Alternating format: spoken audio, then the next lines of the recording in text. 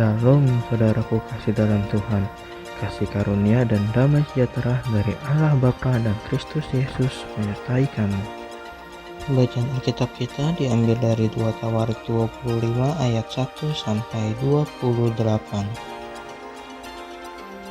Raja Amazia berumur 25 tahun pada waktu ia menjadi raja, dan 29 tahun lamanya ia memerintah di Yerusalem. Nama ibunya ialah Yoadan dari Yerusalem. Ia melakukan apa yang benar di mata Tuhan, hanya tidak dengan segenap hati. Segera sesudah kuasa kerajaan itu kokoh di tangannya, dibunuhnyalah pegawai-pegawainya yang telah membunuh raja, yaitu ayahnya. Tetapi anak-anak mereka tidak dihukum mati olehnya, melainkan ia bertindak sesuai dengan apa yang tertulis dalam Taurat, yakni kitab Musa, di mana Tuhan telah memberi perintah, janganlah ayah mati karena anaknya, janganlah juga anak mati karena ayahnya, melainkan setiap orang harus mati karena dosanya sendiri. Lalu Amazia mengumpulkan orang Yehuda dan menyuruh mereka, yakni seluruh orang Yehuda dan Benyamin, berdiri menurut puak-puaknya di bawah kepala-kepala pasukan 1000 dan kepala-kepala pasukan 100. Ketika ia menghitung mereka yang berumur 20 tahun ke atas, didapatinya 300.000 teruna yang sanggup keluar berperang dengan tombak dan perisai. Selain itu, ia menyewa 100.000 pahlawan dan gagah perkasa dari Israel dengan bayaran 100 talenta perak. Tetapi seorang abdi Allah datang kepadanya dan berkata, "Ya Raja, janganlah tentara Israel dibiarkan bergabung kepada tuanku, karena Tuhan tidak menyertai Israel, yakni semua Bani Efraim ini. Dan jikalau mereka bergabung juga, bagaimanapun juga perbuatan dan kekuatanmu di dalam perang, Allah akan menggelincirkan engkau di depan musuh, sebab Allah mempunyai kuasa untuk menolong dan menggelincirkan." Lalu kata Amazia kepada abdi Allah itu, "Bagaimana dengan 100 talenta yang telah kuberikan kepada pasukan-pasukan Israel itu?" Jawab abdi Allah itu, "Tuhan dapat memberikan lebih daripada itu kepadamu." Kemudian Amazia memisahkan pasukan yang datang bergabung kepadanya dari Efraim, supaya mereka kembali ke tempat tinggalnya. Maka sangat marahlah mereka terhadap Yehuda. Mereka kembali ke tempat tinggalnya dengan marah yang menyala-nyala. Amazia mendapat keberanian lalu memimpin rakyatnya ke lembah Asin dan memukul kalah 10.000 orang dari Bani Ser. Selain itu 10.000 orang ditawan hidup-hidup oleh Bani Yehuda dan dibawa ke suatu puncak bukit batu, lalu mereka dicampakkan dari bukit batu itu sehingga hancuran mereka semua.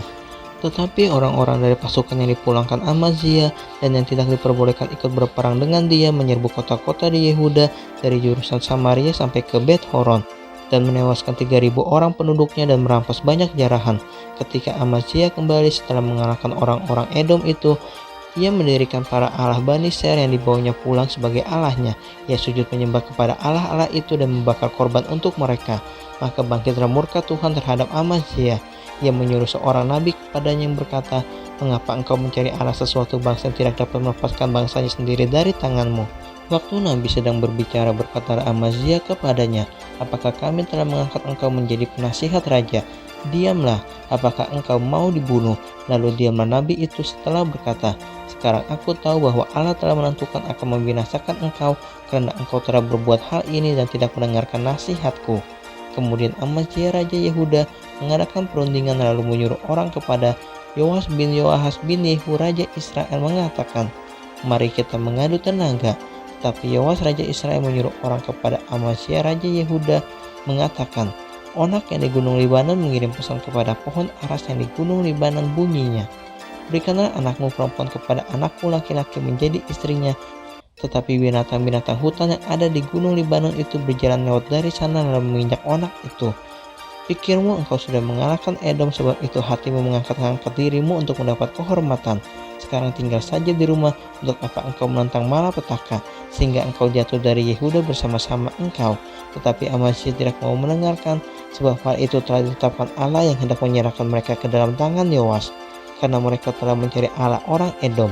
Sebab itu majulah Yoas raja Israel, lalu mengadu tenagalah mereka, ia dan Amazia raja Yehuda, di Bet Semes yang termasuk wilayah Yehuda. Yehuda terpukul kalah oleh Israel sehingga masing-masing lari ke tempatnya. Yoas raja Israel menangkap Amazia raja Yehuda, anak Yoas bin Yoahas, di Bet Semes. Lalu Yoas membawa dia ke Yerusalem. Ia membongkar tembok Yerusalem dari pintu gerbang Efraim sampai ke pintu gerbang sudut 400 hasta panjangnya. Sesudah itu ia mengambil segala emas dan perak dan segala perkakasan terdapat dalam rumah Allah yang berada di bawah pengawasan keluarga Obed Edom. Juga berbenah istana raja dan orang-orang sandera, kemudian pulanglah ia ke Samaria. Amazia bin Yoas raja Yehuda masih hidup 15 tahun lamanya sesudah Yoas bin Yoas raja Israel mati. Selebihnya dari riwayat Amazia dari awal sampai akhir, bukankah semuanya itu tertulis dalam kitab raja-raja Yehuda dan Israel?